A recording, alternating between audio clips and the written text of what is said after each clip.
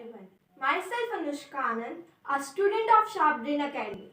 Today I am here to share my experience of attending a wonderful webinar organized by Sonia ma'am and Pankaj sir. It was on the topic speed increasing. It was an interesting as well as beneficial session for all of us. It is so because it is quite often during the exam times that children leave few questions because of their slow speed. And during this session, Sonia ma'am has told us what could be the causes because of which our speed is slow and gave us some method through which we can improve our speed. Such as we can use a stopwatch while doing our homework, and we can set a target that we have to do this work in a minimum to minimum time.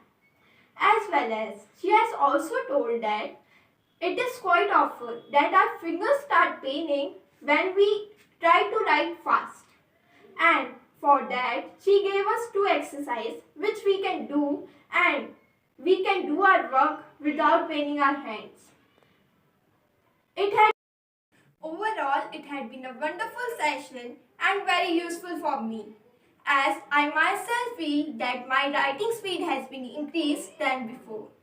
And therefore, I want to thank Sonia ma'am and Pankaj sir for organizing this wonderful session, and I hope that they will organize such kind of webinars in future too.